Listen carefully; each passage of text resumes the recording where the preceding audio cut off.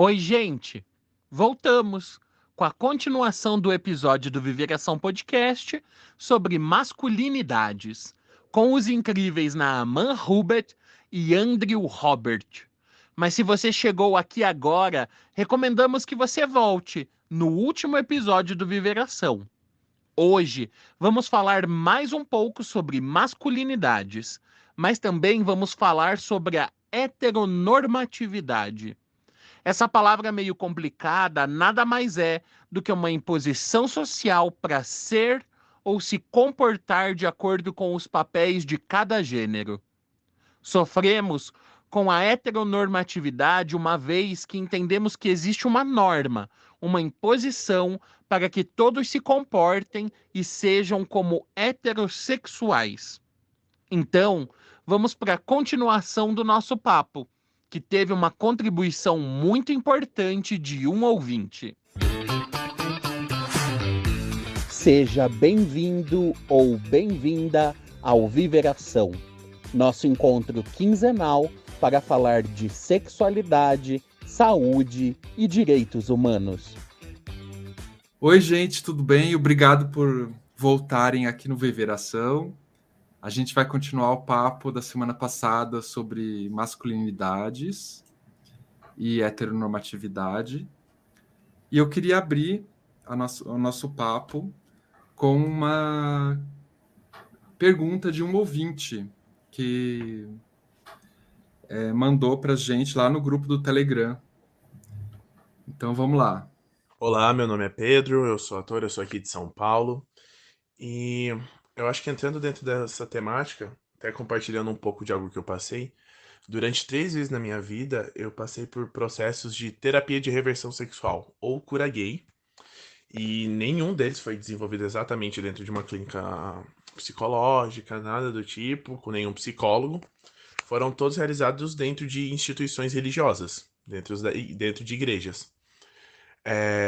Algumas delas davam nomes diferentes, mas todas tinham o objetivo de ser essa cura gay. Foram em 3 momentos da minha vida, uma quando eu tinha 13, a outra eu tinha 18 e a outra eu já estava com 21. Só que todas elas tinham um viés assim muito parecido em um sentido, que iam além de você não pode ficar com um menino, mas é o seu comportamento não condiz com o comportamento de um varão de Deus, com o comportamento de um homem de Deus. E aí eu queria ver também vocês, assim, pra gente conversar um pouco, entender essa questão do papel da religião nessa construção do, da figura do masculino e do feminino na nossa sociedade. O quanto principalmente a nossa sociedade que se declara cristã e tudo mais, o quanto isso interfere nessa construção do que é ser homem e do que é ser mulher. Porque eu passava muita coisa, assim, eu via muito comentário, muita coisa de o jeito que você fala, o jeito que você anda, isso, aquilo, outro, não condiz com o que é um varão de Deus, não tá de acordo. Então, assim, o quanto que a religião ela acaba brecando, assim, principalmente por má interpretação de alguns textos ou por questão de tradições, eles começam a construir essa visão até e aplicar na sociedade no geral, o que é ser homem e o que é ser mulher. Aí até nisso a gente volta para aquela questão do menino veste azul e menina veste rosa. Quem quer começar, né? Vocês viram que ele usa até um termo, para mim é um termo bem pouco usado, né? Varão, assim. Varão. Me chamou a atenção esse termo. Quem quer começar a comentar? É interessante essa pergunta, eu acho que eu vou abrir algo aqui, porque eu sou de espontaneamente abrir uma coisa, eu fui criado numa igreja protestante, então isso para você é estranho, para mim é algo super comum, né? Mas o que eu achei curioso, o que ele marca aí, não é exatamente pela questão da homossexualidade, ou se sentir atraído sexualmente por outro homem, mas por uma certa questão de performance, né? Isso não é coisa de um varão de Deus, né? Apesar que ele faz essa relação com a nossa sociedade, mas acho que é importante marcar também que o Estado é laico, né? Assim, a gente tem uma forte influência de religiões judaico-cristã, né, na nossa cultura, isso aí, enfim, até pelo processo de colonização, mas eu acho que é importante marcar isso. Agora, pegando a partir do cristianismo, né, isso que está um pouco enraizado aí, né, a criação do homem e da mulher, e aí vai se né, dizendo aí o que é ser homem, o que é ser mulher, e a religião cristã, ela vai sustentando muito esse modelo patriarcal, né, isso aí na própria história do judaísmo, né, e o cristianismo vai vindo aí, as igrejas protestantes ou católicas, né, as igrejas cristãs vão sustentando isso. Isso, de fato, vai tendo uma certa contribuição, se a gente for pensar até no conservadorismo, né, assim, disso de que se espera do que era o que é ser um homem e do que é ser uma mulher, né? Dentro desse modelo aí, dessas duas categorias, né? Homem e mulher. Mas eu achei muito curioso e o que ele fala, né? O que está em questão aí parece ser muito mais uma questão de performatividade, né? E que dentro das igrejas a gente vai vendo algo até que vai marcando, por exemplo, tem lugares em que os homens sentam e tem lugares, por exemplo, de algumas igrejas protestantes em que as mulheres sentam. Isso vai ficando o que é roupa de, né, assim, dentro do básico, que não é só estar dentro das religiões, mas na cultura. Okay? As mulheres, por exemplo, religiões, as mulheres usam saia, calça, coisa de homem. Então, tem toda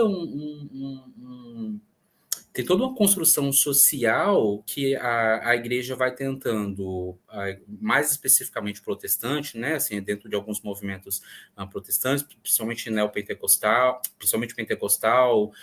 o neopentecostal vai para dentro dessa performatividade. Eles vão, por exemplo, do vestimenta, eles vão abrindo mais, mas tem um certo conservadorismo também, que sim, que tem uma contribuição muito grande. Então, e aí o que, né, que ele traz, assim, esses movimentos de reversão, né, e de uma certa... que o pior que não fala nem cura, né, fala libertação, como que se houvesse algo espiritual aí, um espírito opressor, algo relacionado, interferindo, porque a gente sabe que, de fato, né, enfim, né, não se trata disso. E vai tendo todos esses movimentos, reuniões, né, quase que secretas, normalmente são acampamentos que se retiram né, às vezes nem acontece dentro da própria igreja, são acampamentos fora e tal, e essa violência em nome de uma possível cura, né?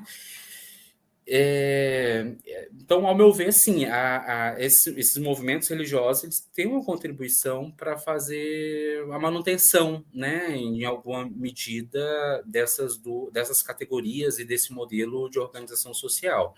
Mas acho que é importante marcar também que a gente tem movimentos dentro das próprias das religiões, a gente tem movimentos de igrejas que chamam de inclusivas, né, igrejas que se descolam um pouco dessa lógica, vão pensar isso e fazer essas interpretações bíblicas, né, que é o que ele fala aí, né, de uma outra forma, né, que é trazendo novas interpretações. Então, essa igreja mais conservadora, ela contribui sim, mas tem movimentos interessantes também. Até Nama, eu conheço aqui em Curitiba a igreja anglicana daqui, que é bem inclusiva. E há pouco tempo eu conheci também a diversidade católica, que eu não sabia, não conhecia. Quero falar sobre isso. E achei bem interessante também, que é uma inclusão dentro, né, da Igreja Católica e tal. Enfim, eu acho que, não sei se você terminou, acho que eu terminei, e eu acho interessante esses movimentos, porque o que acontece, né, assim, e aí eu falo isso como um profissional de saúde mental, mas também falo isso como alguém que passou por algo próximo disso, né, dentro da religião, assim. Parece que tem uma certa, para algumas pessoas, uma certa impossibilidade de se exercer a fé e ter uma sexualidade não hegemônica, para algumas, mas para as outras pessoas conseguem lidar com isso muito bem, está dentro dessa, de algum modo, né, professar uma fé e viver uma certa religiosidade, mas sabendo que isso se trata de muitas interpretações, né, então se distanciam um pouco disso. E aí, quando tem esses movimentos e as pessoas que se interessam, e pessoas religiosas, né, que se aproximam disso, eu acho interessante, né, acho que é possível, sim. Legal. E você, Bem, Andrew? vamos lá, vou tentar organizar, porque me vem muitas coisas na cabeça e vocês já vão entender por quê. Porque é a minha vivência. Porque eu sou liderança dentro da Igreja Católica, então fundei um grupo de movimento jovem católico e acompanho todas as questões muito de perto, inclusive de dentro, né? Então faz parte do meu trabalho enquanto um trabalho político também, porque a prática religiosa é uma prática política. A gente precisa entender isso, né? Eu até estava lendo sobre essa questão de que é perigoso a gente falar que religião não tem nada a ver com política, porque isso que é o que despolitiza o debate, né? Tem tudo a ver com política, e essa é a grande questão. E essa é a grande disputa de narrativa e tudo mais. E o que acontece? Me vem muito à cabeça sobre as figuras, né? Se eu for pelo recorte cristão, assim, querendo ou não, a gente fica pensando que, primeiro que a gente olha para o Velho Testamento, e o Velho Testamento ele é todo viril. Ele é a construção de uma virilidade, né? Então, tudo que você vê ali é extremamente simbólico, viril. E aí, mesmo o Segundo Testamento, né, o Novo Testamento, quando traz essa imagem de Jesus, ainda assim é uma masculinidade que ressuscita e vence a morte. Então, todas as figuras masculinas ficam muito marcadas. Aí, se a gente vai para Pedro e Paulo, que são os grandes nomes da igreja, também são masculinidades de homens muito rígidos, né? O Pedro como uma pedra, como uma rocha, teimoso.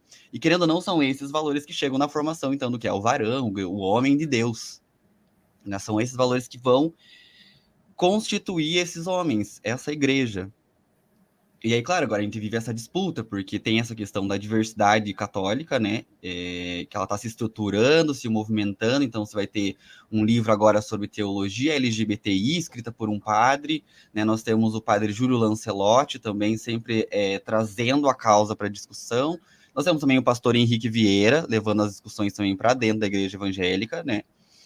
E um grande enfrentamento com a igreja católica, o movimento católico neopentecostal, do qual eu fiz parte um tempo, que era a renovação carismática, e aí depois eu tive que romper por causa do fanatismo mesmo, e aí junto com esse levantar político, se levanta a renovação carismática também, essa imposição de gênero, então é uma base de sustentação muito grande para o conservadorismo. E aí, o que acontece? Dentro dessa questão da diversidade da Igreja Católica, também veja como é o confronto. Porque nós temos a linha, por exemplo, que é a linha que eu acompanho, que é pastorais com pessoas LGBTs, inclusive eles estavam na marcha, era para eles ter feito uma fala na marcha de Curitiba agora, na marcha da diversidade de Curitiba, e não deu tempo, mas eles estavam lá. E só que você tem também uma linha, que se não me engano o nome é Courage, dentro da Igreja Católica, que também é uma linha relacionada a pessoas LGBTs, só que qual é a diferença? Coragem é para orientar aqueles LGBTs que não querem ter a prática. Eles se entendem enquanto LGBTs, mas eles não querem ter a prática. Enquanto a galera da pastoral com pessoas LGBTs, pouco importa, a discussão é sobre as questões, as pautas, os direitos, né? Então há um enfrentamento muito grande. Mas eu acho que tem uma evolução, por exemplo, tem agora uma cartilha que saiu dessas pastorais de diversidade católica pelo Brasil, foi uma união feita ali pela Pastoral Nacional da Juventude, e quando eu olhei para aquilo, eu demorei a acreditar que era real, porque era uma cartilha explicando sexo biológico, identidade de gênero, detalhadamente falando sobre a questão do armário dentro da igreja, né, o armário LGBT dentro da igreja, a questão da religião. E olha, quando eu tô há 13 anos trabalhando como liderança católica. Se eu olho para 5 anos atrás, isso já era bem impensado. Sabe? É uma mudança, é um gap muito grande. Talvez ao levantar desse conservadorismo, a gente também teve uma reação dentro desses espaços, né? E é importante lembrar, porque, veja, querendo ou não, a Igreja Católica tem um movimento aí desde 1993, que são católicas pelo direito de decidir, que é o movimento pensando nas questões do aborto. Claro que ainda dentro de uma discussão bem do aborto legal, né, previstos em lei e tudo mais, mas é muito grandioso, assim, esses passos. Né? E há um enfrentamento porque, por exemplo, quando eu vou falar disso nas minhas redes, eu recebo críticas assim, né? Você tem que deixar a religião, você tem que abandonar a religião, porque essa disputa ela já está perdida. E não é isso que eu vejo. Geralmente esses comentários vêm muito de gente que fica também muito apegada a uma militância assim, que é do Instagram, da rede social, e não vai para o negócio, para ver o negócio acontecer, para ver, por exemplo, quais são as pautas de um feminismo cristão. Né? Nós temos mulheres feministas cristãs. Como que isso está funcionando dentro das igrejas? Como que isso dá abertura também para as pautas LGBTs, para as questões de se pensar masculinidades dentro da igreja, né? Para um movimento de padres que estão revendo as questões, para uma igreja que está vendo que os bancos estão ficando vazios. E claro, aí essa igreja se movimenta não só no interesse humano, assim, de sensibilidade, mas no interesse também de quem que vai bancar essa igreja, né? Se a ideologia católica, a ideologia cristã está perdendo seus fiéis, quem vai bancar essa igreja? Então, tudo isso é levado em conta assim, no enfrentamento político dentro da igreja, de saber que há um interesse por parte de algumas figuras para que essa imagem do varão de Deus ela seja desconstruída e as questões de sexualidade estejam postas abertamente, mas também tem esse movimento de que ele é um movimento capital, né? Cadê o dízimo? Se as igrejas esvaziarem, se a gente não diminuir, não mudar o nosso discurso, quem vai pagar o dízimo? Quem vai manter essa igreja? Né? E aí se movimenta, então vamos negociar para se manter. Né? Porque a história ali, a própria história dos santos, tem várias histórias dos santos que foram higienizadas, as questões de suas sexualidades, para que eles pudessem ser vangloriados, né? Tem, se não me engano, uma das figuras é São Sebastião, por exemplo, que há todo um debate histórico em torno dele, que talvez ele tenha tido relações. Né? Só que a igreja paga para vender uma outra imagem. Então, não sei como que vai ser o enfrentamento desse resgate histórico também. Eu acho que há muitas coisas para acontecer. Eu consigo ser otimista, apesar da realidade bem complicada, assim, eu consigo ser otimista com essas discussões entrando nas igrejas, a partir dessas lideranças que estão tomando frente. Eu acho que Pastor Henrique e Padre Júlio Lancelotti são dois grandes nomes que vão deixar suas marcas nessa questão entre religião, gênero e sexualidade. Enfim. Legal, legal, gente. Muito importante a contribuição dos ouvintes, né? A gente adora quando os ouvintes mandam perguntas e tal. Por isso que eu estou sempre falando o que eu estou fazendo, né, no projeto. Então eu falo, estou editando, estou não sei o quê, estou fazendo uma pauta. Vocês têm sugestão de pergunta e tal, né? Eu acho que o ouvinte que mandou a pergunta vai gostar bastante de escutar essas respostas de vocês aí.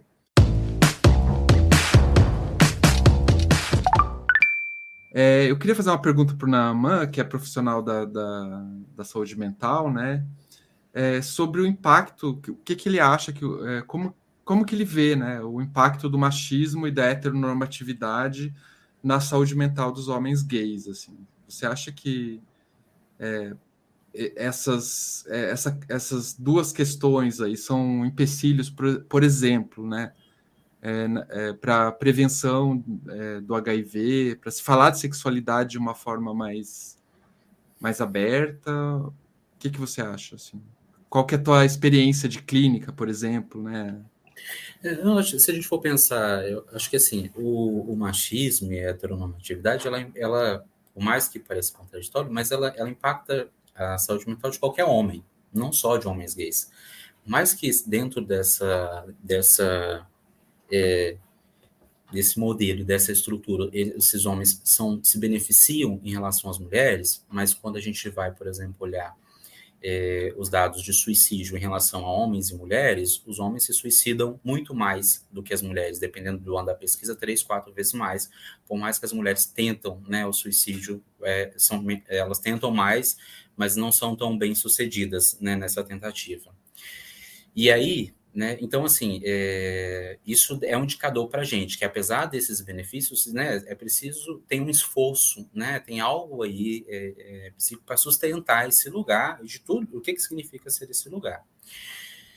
É claro que esse custo ele é muito maior, né, exponencialmente maior para homens gays, né, assim, porque aí já tem uma inadequação, não é só ter que bancar um lugar, mas é buscar um ideal de um lugar disso que a gente está chamando de ser homem, né, dessa categoria e dessa lógica do machismo e da heteronormatividade, que sim, isso tem impacta eu acho que seria até bobo, né? Assim, acho que é muito óbvio, né? Só saber o que é ser uma pessoa LGBT, não, nem homens gays, né? Mas uma pessoa LGBTQIA+, o sofrimento que tem desde quando se descobrir, não pertencendo à margem, né? Dessa norma. Mas aí, e sobre a questão de como que isso pode interferir na prevenção para o HIV, eu acho que isso tem relação com a contribuição do colega anterior. Eu acho que isso não está distante, né? Porque eu fiquei pensando, por exemplo, daquele caso da Ana Paula Valadão, né? Em que ela vai falar, por exemplo, no púlpito da igreja, que a consequência que a infecção pelo HIV ela viria como consequência de um pecado, o pecado da homossexualidade, né? E aí isso seria uma punição divina. Então a gente tem muita coisa aí para pensar, né? Assim, primeiro que parece que isso fica restrita a esse tipo de discurso que está dentro dessa lógica machista e patriarcal, esse tipo de discurso fica restrito como se a infecção pelo HIV fosse algo restrito à homossexualidade, e aí só os homossexuais deveriam se preocupar com isso, como se isso não seria algo que também poderia cometer pessoas heterossexuais, né? E aí é curioso, né, que a gente tem dados, por exemplo, e relatos interessantes de pessoas bissexuais que quando se relacionam sexualmente com homens se protegem, usam camisinha, mas quando se relacionam com mulheres, não tem essa preocupação, né? Assim, então, tem uma lógica que tem algo aí que é um pouco preocupante, né? As meninas, por exemplo, os rapazes, eles são ensinados inicialmente para se precaver de uma gravidez, né? De uma gestação, e não de uma possível IST. Então, tudo isso está, sim, dentro dessa lógica, e sim, é curioso essa pergunta, porque eu nunca tinha parado para pensar, né, até que ponto que essa coisa do machismo e do patriarcal poderia interferir na questão do HIV/AIDS, mas depois dessa pergunta isso me veio, assim. E eu acho que essas coisas elas estão sobrepostas, né, interseccionadas, e não dá para se separar, assim, fragmentar, acho que tem que pensar junto. Claro. Quando eu elaborei a pergunta, eu pensei nos casos assim que eu acolhi pessoas, né, com diagnóstico HIV, nos relatos que eu ouvi assim ao longo desses acolhimentos, relatos assim de homens que falavam: eu achava que camisinha era só para evitar gravidez, ou enfim, né, que aí tem a heteronormatividade. Outros relatos também com relação a pessoas que fazem homens que fazem sexo com outros homens, mas não se veem como gays. E aí você discutir a sexualidade com eles é um pouco mais complicado, porque se você fala de identidade gay ou de sexo gay, já tem um ruído aí, uma fuga até no diálogo ali. É nesse sentido, assim, né? E também no certo moralismo que existe, assim, ainda no mundo das pessoas que fazem sexo com outros homens que fazem sexo com outros homens, na coisa do ativo, do passivo e tal, né? Tem toda uma mística aí, por exemplo, até com relação ao HIV, que o HIV é mais... Quem pode pegar HIV é o passivo, né? Enfim, tem milhares de místicas e de fake news, entre aspas, aí, né? Que tem tudo a ver com machismo, né? Sim, ou então uma surpresa, por exemplo, de heterossexuais quando se infectam com HIV e achar que aquilo seria só de gays, assim, não pertence à heterossexualidade. Né, assim, tem uma certa surpresa, um estranhamento, isso está dentro dessa lógica do machismo e está dentro dessa lógica do patriarcal, né? Eu mesmo contei mais de uma vez aqui no podcast que provavelmente eu me infectei em uma relação, assim, em relações que eu tive desprotegidas, porque eu estava, sei lá, em festa e tal, e na horas que eu sempre fui uma pessoa que eu sempre usei camisinha e tal, mas bobeei algumas vezes e o pensamento que me vinha nesses momentos era: eu sou ativo, eu estou sendo ativo, estou fazendo o papel ativo, então eu não vou me infectar com HIV. E Uhum. foi, né, enfim. E a história foi um pouco diferente, e, enfim. Tem tudo a ver com machismo, e, né, Sim, sim. até porque não existe isso, né? Tanto a pessoa passiva quanto ativos podem se infectar da mesma forma. Uhum. Enfim, eu tenho uma pergunta agora para o Andrew, que você comentou, Andrew, que você está estudando, né, a questão da relação de homens com o corpo, né? Também. E eu queria saber o que você acha, assim, em termos da relação entre heteronormatividade e machismo e a relação dos homens com o próprio corpo, né? Sejam homens gays ou não. E se você acha que isso é muito afetado por esses dois elementos ou não, né? Sim. É bem interessante porque a gente tava te mandando o textão lá sobre o vídeo, né, que É. você me encaminhou sobre a questão de tomar cuidado com o uso da palavra heteronormativo, né? E eu entendo muitas questões que estão lá, mas eu entendo que foi uma perspectiva bem de discurso, né, de defesa de direitos ou não defesa de direitos LGBTs para determinar se aquela pessoa, aquele corpo é heteronormativo ou não. E aí eu já penso que é um pouco mais expandido, né? Ao meu ver, a questão da heteronormatividade, ela vai interferir em várias áreas da nossa vida, né? De forma política, de forma estética, pelo discurso, pelo corpo, porque, ao meu ver, a heteronormatividade, ela tem também um corpo desejável, né? Um corpo que vai ser o direcionamento do desejo. E isso é uma questão estética também, é uma questão visual. Quando esse vídeo sobre heteronormatividade fala que a gente não pode confundir expressão de gênero com heteronormatividade, tem um ruído aí, porque a heteronormatividade também constrói as nossas expressões de gênero. Porque nós todos somos atravessados, esse é um ponto. É uma estrutura que está posta, todos nós somos. Alguns estabelecem relação de resistência, ou acho que todo mundo estabelece algum grau de resistência. Esse é um ponto também. Porque nós não somos, a princípio, uma tábua lisa. Nós estabelecemos resistência, nós temos agência própria. Mas cada um negocia de uma forma. Negocia com cumplicidade a heteronormatividade, negocia com concessão com a heteronormatividade, com negação à heteronormatividade, com fuga, escape da heteronormatividade. E aí essa é a questão. Eu acho que influencia muito a relação com o homem por isso, porque ainda mais agora, eu não lembro se a gente chegou a falar sobre isso no outro episódio, que tem essa relação dessa masculinidade instagramável. Acho que a gente chegou a conversar sobre isso no outro episódio, né? Que aí tem essa grande influência desses corpos, que vai ter ali, depois que a gente teve o delírio, que eu sempre brinco com a galera, que é o delírio da metrosexualidade, né? A partir dali, desse final dos anos 90, começo dos anos 2000, né, que teve ali o David Beckham como grande rosto da metrosexualidade, vai aprofundando com a relação que a gente teve com as redes sociais e também com o aumento de consumo de pornografia, com esses corpos da pornografia normativa, né, com a pornografia heteronormativa, que a gente vai surgir um corpo que o mesmo criador do termo metrosexual, que foi um jornalista, ele vai chamar de espornosexual, que seria a mistura de um corpo do esporte com um corpo da pornografia. Então é uma masculinidade espornosexual, que é a mistura, então, do corpo que pratica esporte, da academia, que é esse corpo que está no Instagram, na maioria das vezes, né? Porque tem muitas vezes que eu vou lá no meu explorar e daí aparece uma pessoa, né, super padrãozona, aí eu entro lá e a pessoa tem milhares de seguidores, às vezes já é verificada e eu nunca ouvi falar sobre ela. E querendo ou não, tem uma influência imagética desse corpo que é consumível nas redes sociais. Né, e essa influência também da pornografia normativa, que tem esses corpos ideais.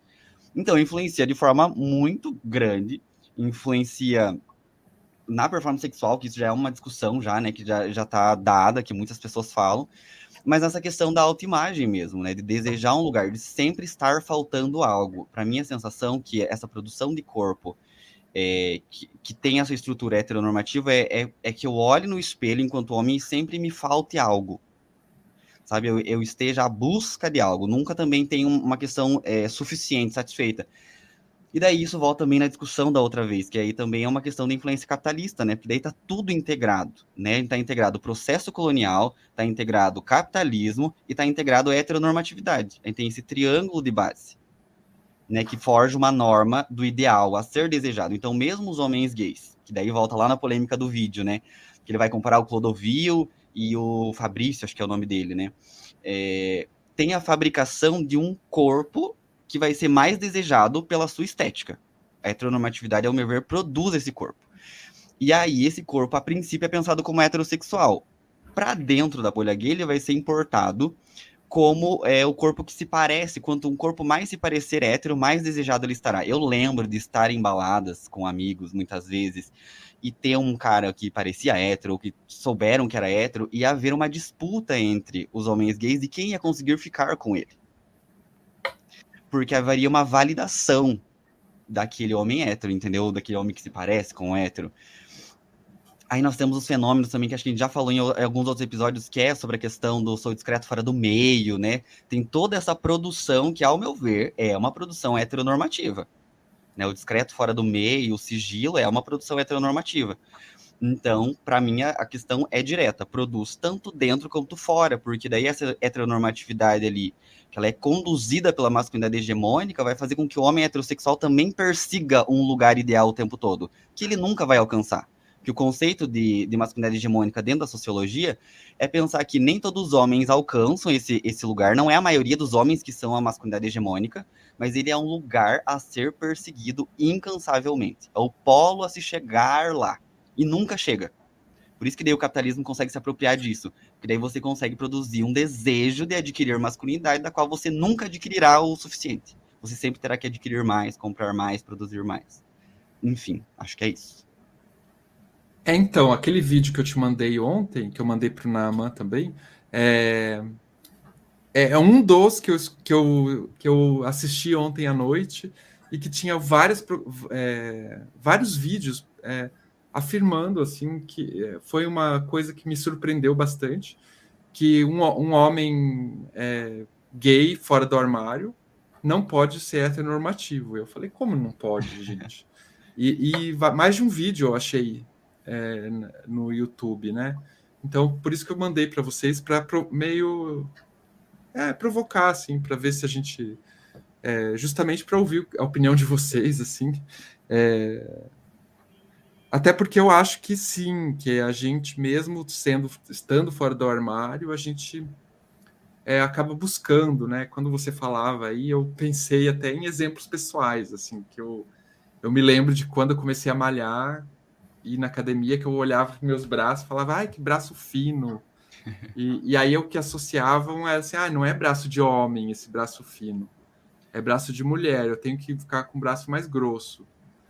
Enfim, esse tipo de coisa, que é, na verdade, expressão, né, do que você acabou de falar aí. Porque é importante te pensar que a categoria homem, ela não é uma categoria para a homossexualidade. A categoria homem é uma categoria heterossexual. A gente disputa a categoria. Só que nessa disputa, a gente se rende às vezes. A gente cede, porque a gente negocia.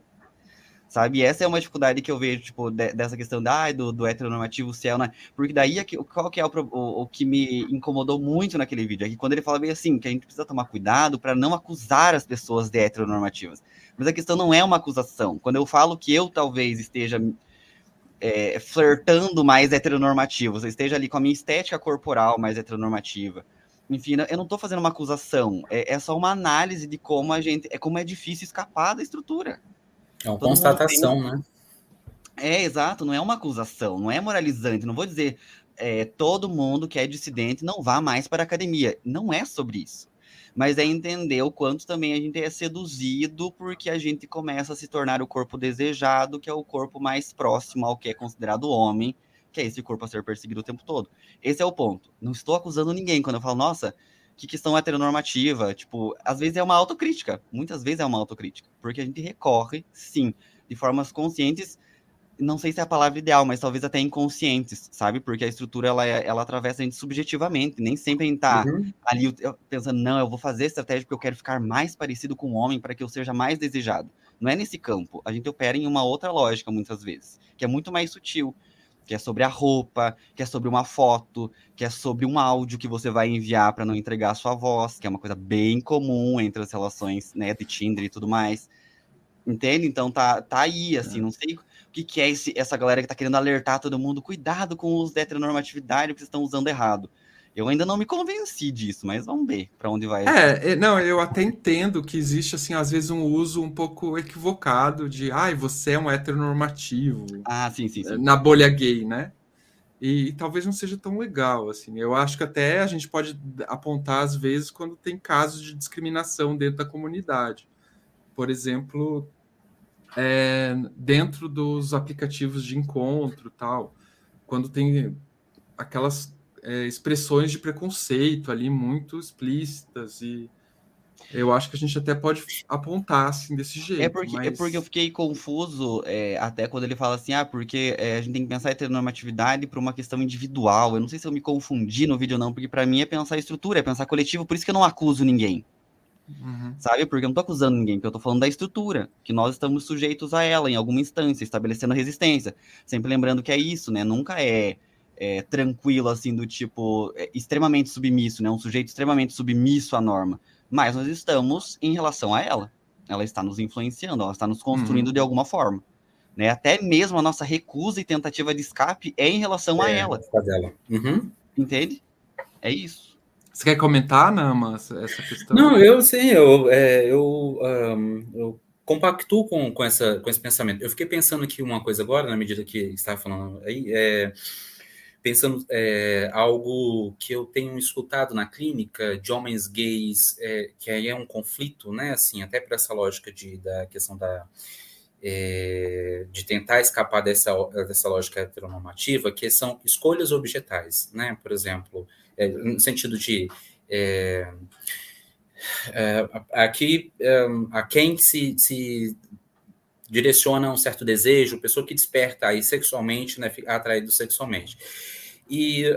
Mas eu tenho uma visão, talvez vai um pouco mais, porque assim, me parece não, assim, eu acredito que essas escolhas objetais, elas não estão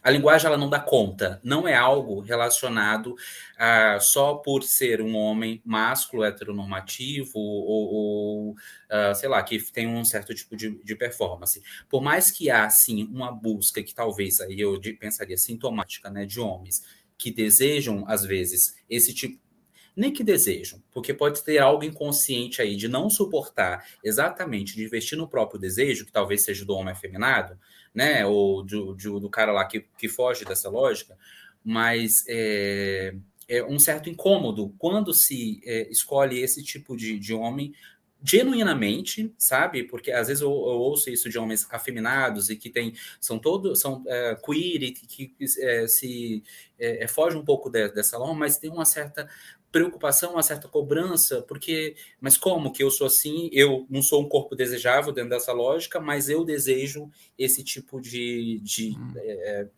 esse modelo, né, de homem.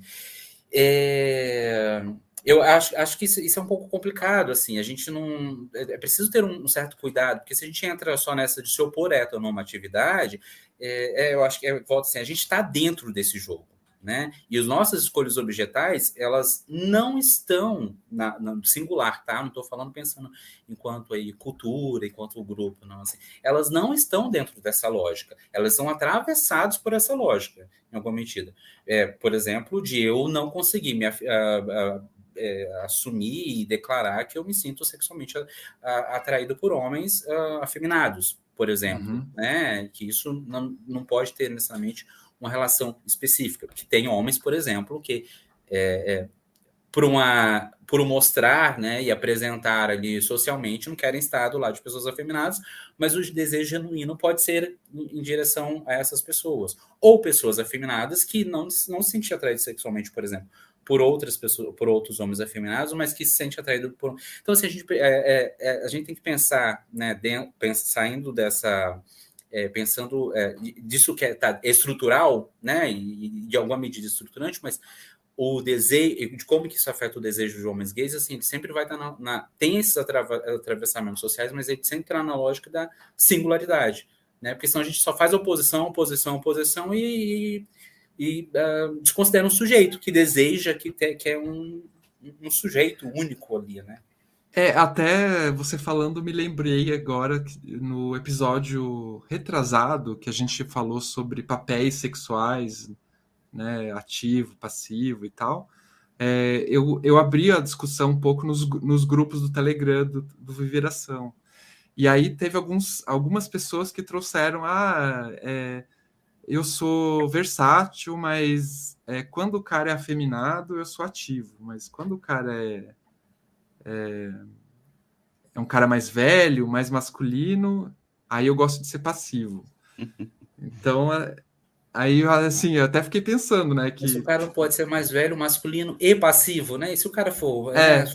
É E que passivo. essa é a questão. Quando eu ouvi Naama falar, é que para mim me parece muito. Eu também não gosto da palavra natural, mas para me fazer entender, é muito natural que essas questões, dentro do confronto que o sujeito contemporâneo vive, ele vá ter na clínica, que é sobre a contradição do seu desejo. Exato. Uhum. Entende? Então, assim, não dá para, ao meu ver, amenizar o discurso de enfrentamento, de pensar a heteronormatividade para que não produza sofrimento em determinados sujeitos.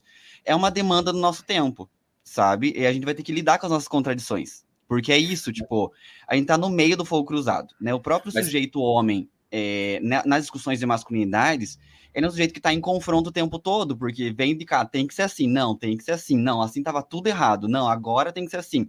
É um confronto, e isso vai desabrochar e vai desaguar lá na clínica, né? Uhum. E aí, essa questão, porque não me parece haver possibilidade da gente isolar as coisas, sabe? Tipo, sempre, se a gente for tentar olhar amplamente quando a gente vai discutir essas questões sobre o desejo, as suas contradições, não tem como não ver que tem uma estrutura que está forjando esse sofrimento. Não dá para colocar, talvez, a gente corre o risco de colocar na conta da dissidência que está reivindicando um lugar de, olha, heteronormatividade. A heteronormatividade está, como posso dizer, ela está constituindo lugares que nós não estamos prestando atenção. E aí, o que me vem é que sempre assim, quem está num lugar. Não é. A heteronormativo não é a palavra, mas quem está num lugar mais normativo, de certa forma, se sente sempre muito acusado, sabe? Se sente mais muito. privilegiado, você Mais quer dizer. privilegiado, exatamente. Se sente muito acusado. Que foi o que aconteceu com o post que eu fiz recentemente no Instagram, que era sobre o gay a bicha resiste e o gay se ajusta. Aquele post foi para vários lugares e vários problemas, porque parecia que se estava acusando o gay de alguma coisa, o sujeito gay de alguma coisa. E se estava pensando na categoria. Porque o que é, nessa questão, por exemplo, para dar um exemplo, né? O que é a bicha, o viado? É tudo que vem depois da frase. Tudo bem ser gay, mas. Tudo que vem depois do mas é a bicha e o viado, que não pode ser. Então há uma diferença. A identidade gay ela está higienizada. Uhum. Entende? Só que as pessoas têm um apego às categorias. A pessoa tem um apego à noção gay. Porque não os direitos? O movimento gay que fez a aliança com o movimento feminista lá nos anos 60. O desapego das categorias também vai talvez nos fazer ter um desapego desse sofrimento. Sabe? E nos fazer entender e lidar e enfrentar com a contradição do nosso desejo que a gente está enfrentando nas clínicas, porque eu acho que essa é uma questão. Muitas vezes eu me pego assim, nossa, será que as pessoas. Eu lembro de uma vez que uma amiga minha falou bem assim, ai, nossa, fulano não é teu tipo, né? E daí eu fiquei pensando assim, o que é meu O tipo? que é exato? Uhum. Entende? Então, me parece que todo esse sofrimento que as pessoas entram é porque tem uma insegurança das pessoas se problematizarem mesmo. Porque, claro, é mais Exato. tranquilo você não pensar por quem você se atrai. É muito mais tranquilo, porque parece Isso natural. Exato. Mas isso não significa que você não está consciente, que você não entende tudo isso que está em jogo, né? Exato, Acho que é exato. esse que é o ponto. É você saber que lógica é essa, é heteronormativa, como é que dentro dessa categoria gay, né? Assim, como que vai se dando essas divisões, mas você está pensando criticamente isso, mas ao mesmo tempo não se alienando ao seu desejo, acho que é isso, é pensar criticamente, mas não se alienar ao seu desejo. É preciso bancar Sim. o seu desejo, mesmo estando crítico e fazendo até oposição a esse modelo de funcionamento.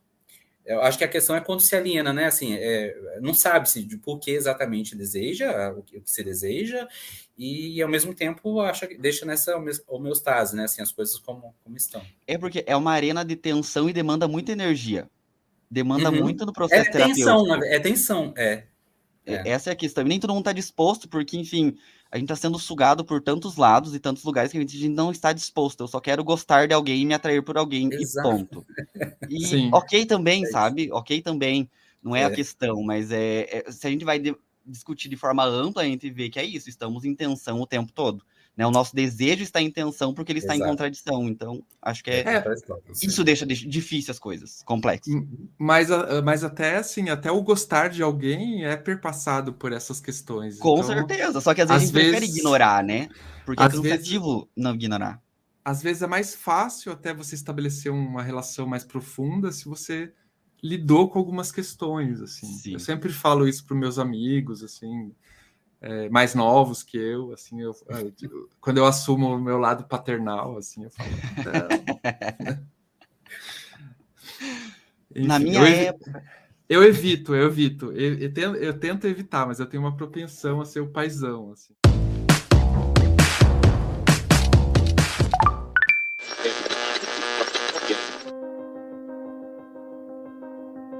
O Viveração precisa de você. Temos atualmente uma epidemia de HIV concentrada na população negra, jovem e gay do Brasil.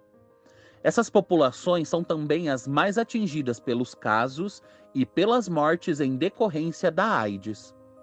Romper os tabus com relação às práticas sexuais é contribuir para a diminuição dos casos de agravos relacionados ao HIV e a outras ISTs. E, principalmente, contribuir para que tenhamos vidas afetivas e sexuais mais descomplicadas, saudáveis e felizes.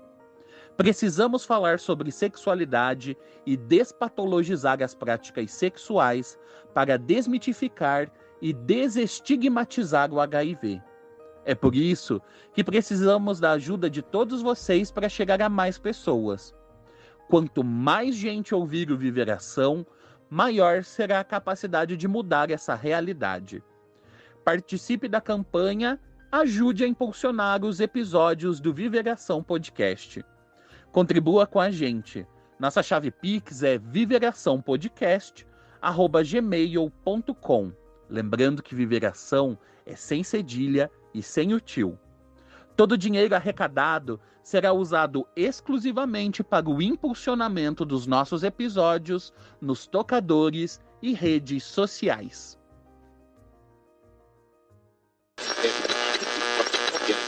Então, gente, eu fiquei pensando assim, em termos de solução aqui para os ouvintes, o que a gente poderia dar como pista para como que a gente pode contribuir para que no futuro a gente tenha uma sociedade com menos opressões em termos de machismo, em termos de heteronormatividade e até em termos de misoginia, né?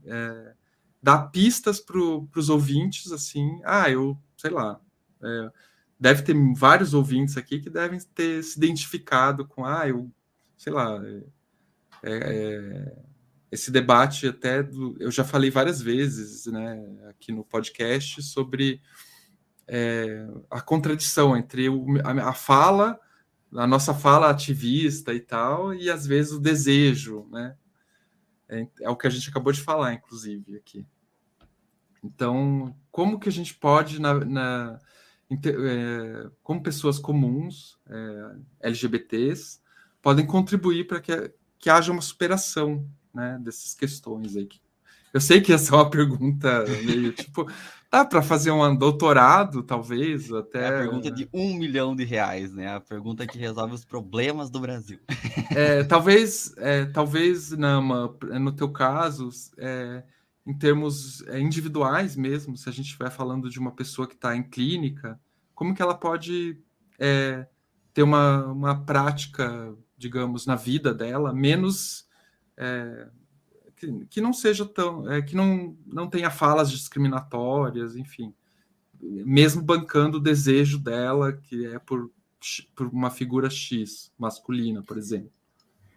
Eu não sei se eu diria, não sei se eu diria que a questão está exatamente assim, esse policiamento sobre não ter ou ter fala, porque me parece que tem algo que não parece, não passa só pela conscientização, né? Mas eu fico, sua pergunta, eu fiquei pensando assim, eu acho que se está pensando de pessoas LGBTs para a sociedade, né? Assim, desse grupo que é subalterno, que é oprimido e que é marginalizado para a sociedade, para essa lógica, né, de esse funcionamento social, eu fico pensando assim, não negociar a sua existência, não negociar os seus desejos, não negociar, enfim, amores e o jeito que se deseja, se quer expressar no mundo. Eu acho que isso talvez seja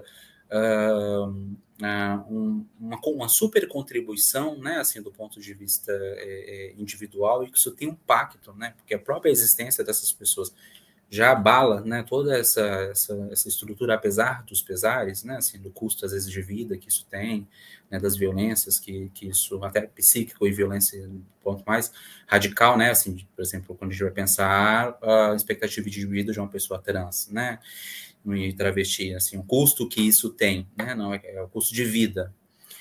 Mas eu acho que a maior contribuição, eu acho que é não negociar a própria existência, sabe? Assim, da maneira que se deseja, que se quer expressar nessa sociedade, nessa lógica. Eu acho que isso já contribui muito, eu acho que isso já abala muito, eu acho que isso já tem um valor muito significativo.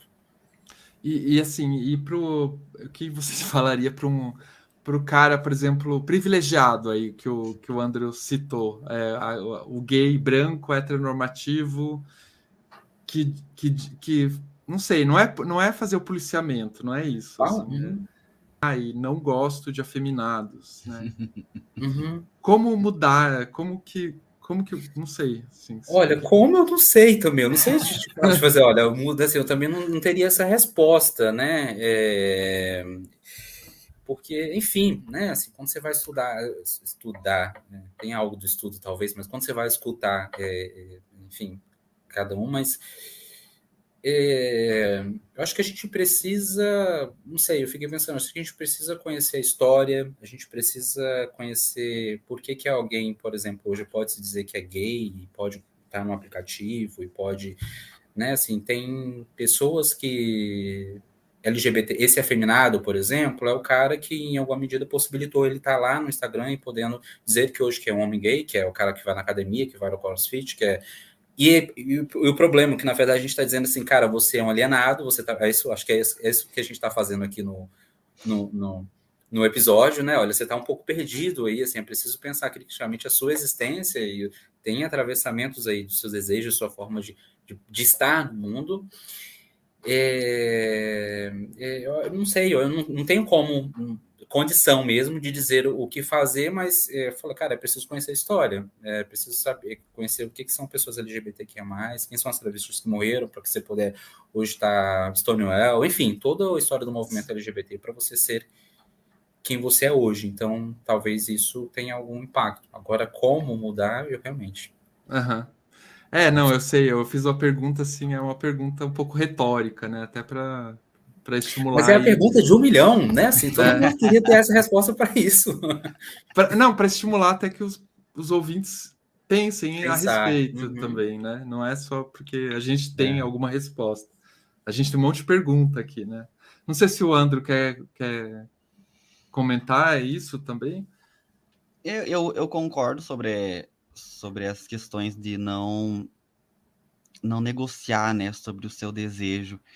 E é isso, acho que o que me incomoda muito realmente tem sido esse medo que as pessoas têm da autocrítica mesmo, sabe? De demandar essa energia para autocrítica, para observar mesmo como se passa o seu desejo, né? Para observar, sei lá, se você está consumindo pornografia, para observar, por exemplo, quais são os corpos dessa pornografia que te atraem, né? E com quais corpos elas dialogam, e isso tem a ver com os corpos que você se atrai para além da pornografia, né? E observando isso, que é um movimento individual, né? Essa pessoa vai fazendo esse movimento individual, e daí muitas vezes isso repercute numa conversa com um amigo, daí você percebe que aquela pessoa está fazendo outro movimento. Então, assim, só que Qual é a dificuldade? É porque a pessoa, quanto mais ela tá num lugar privilegiado, mais você parece que tem que pisar em ovos para falar com ela, sabe? Porque senão ela desiste de repensar as coisas. E isso é um dos principais desafios, assim. Então, é primeiro observar que lugar eu ocupo na estrutura do privilégio, assim, né? Onde eu estou. É a observação mesmo, o tempo todo, né?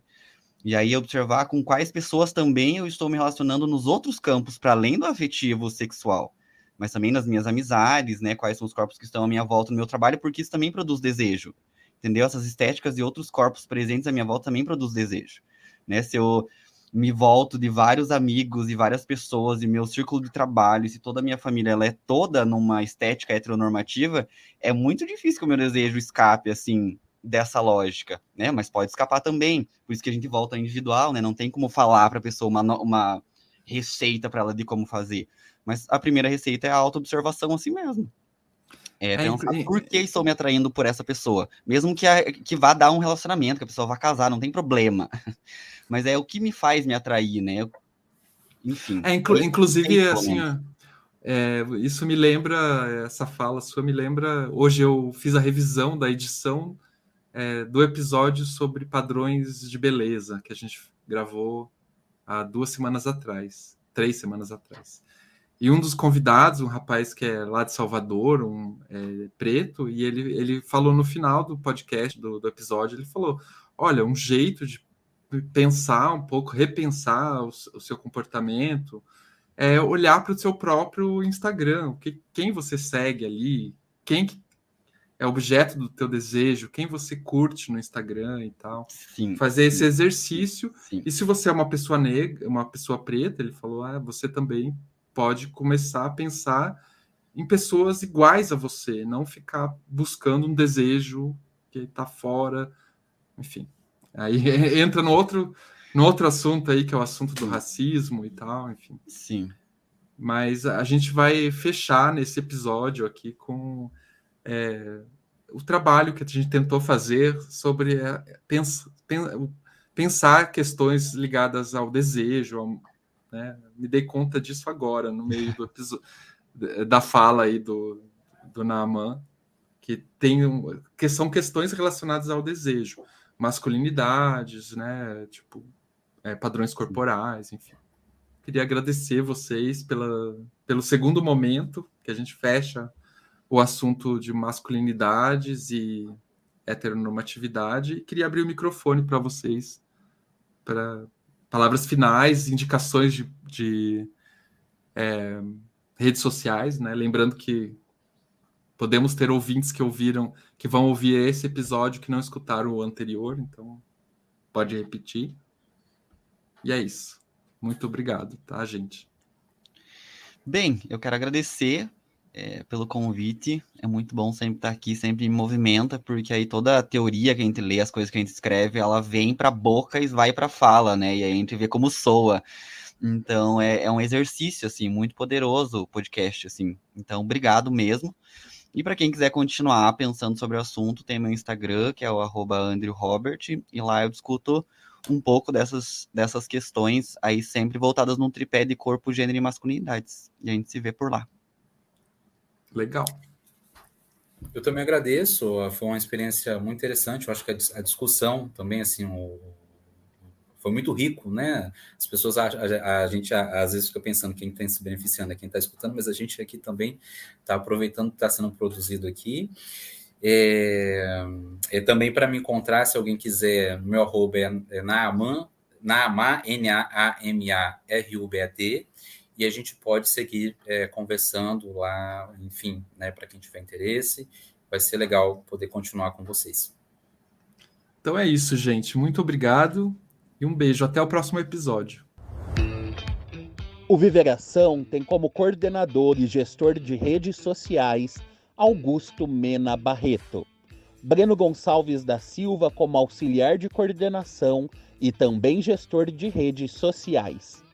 Guilherme Mendes Muniz na edição de som e mixagem.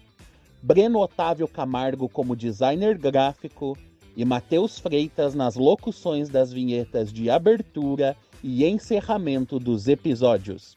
A segunda temporada do Viveração tem o apoio e o financiamento do Fundo Positivo.